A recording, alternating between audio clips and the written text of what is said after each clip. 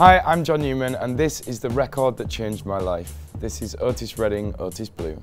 It felt like a discovery to what Otis Redding should have become, this. It felt like these songs were part of the journey for him to discover himself. And I feel like that's what they became to me as well.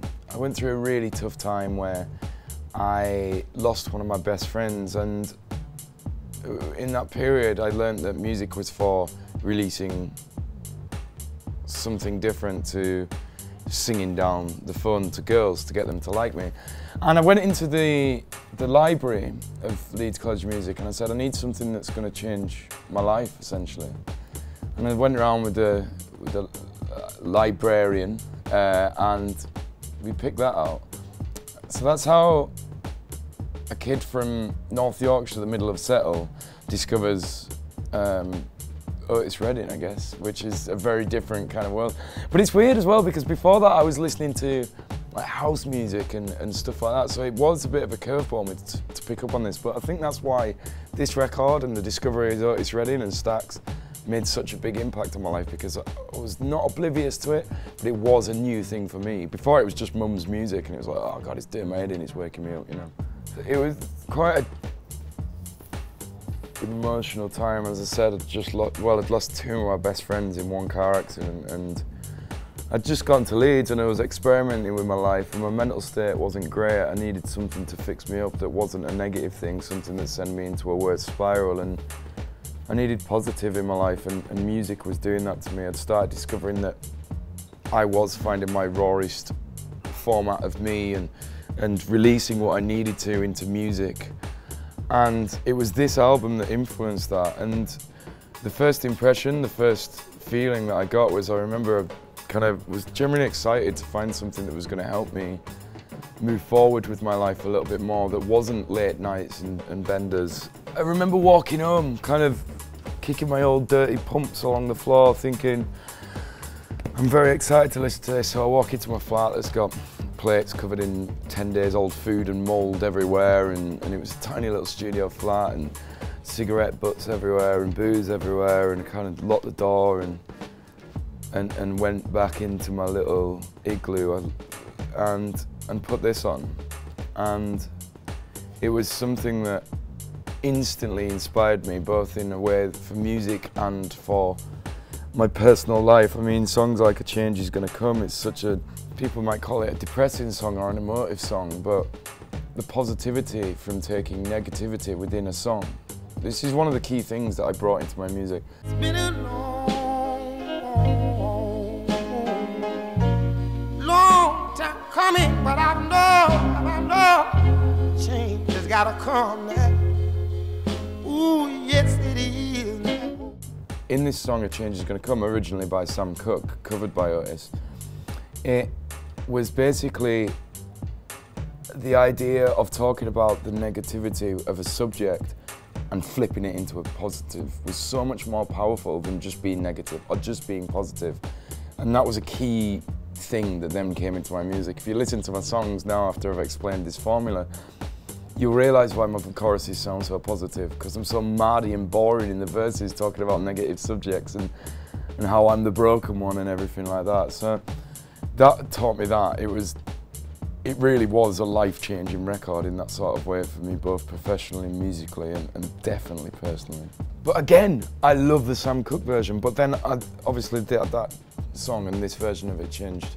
That was the prominent part of this record that changed my life, and I just love the rawness in this and how much, that 10% extra bit of emotion I felt like Otis Redding brought from it.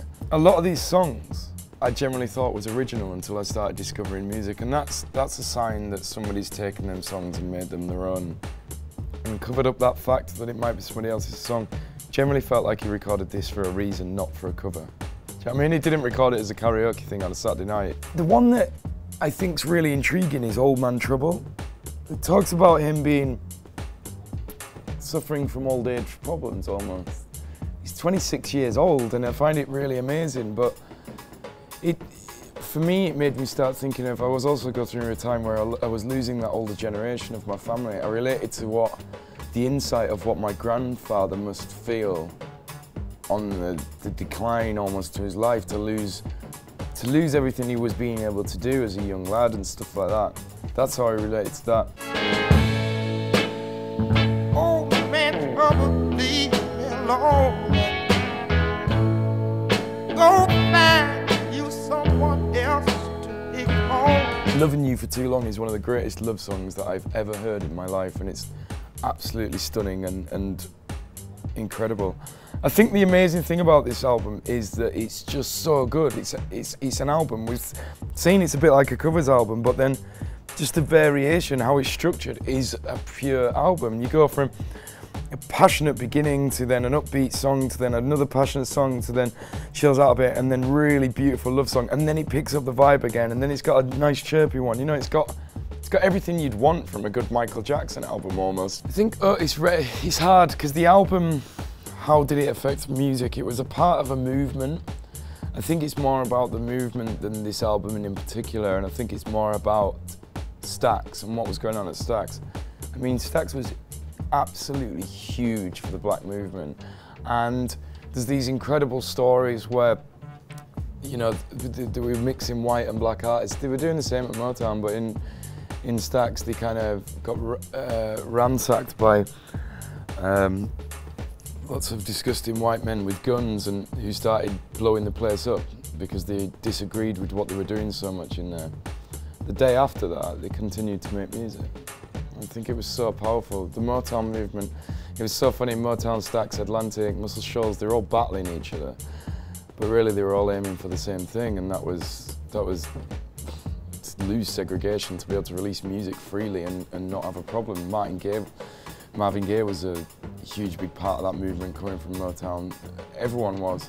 The Satisfaction cover, basically, I generally think if you were to ask Ronnie Wood or Mick Jagger or the rest of them, were you into the idea of Otis Redding singing your song? I think the day they found out about that, they probably had a little tear thinking, we've made it. This is exactly what we wanted. I can't get no satisfaction. I can't get no satisfaction. I have tried. I just feel like he just took these songs and worked out, for me, how do I give an extra 10% to that song? How do I do it justice? How do I make the Rolling Stones turn around and go, I'm very proud of our song. It's gone off to do other things that maybe we didn't think of, you know. When I listen to this, I've generally really struggled to listen to this album now. It's funny, I talk about it all the time. I hear the songs off it all the time. It's weird, it feels like it's had its moment with me, and when I listen to it, it does really hit me quite hard and takes me back to a place where I was doing things that I should have maybe not have been doing to relieve pain, and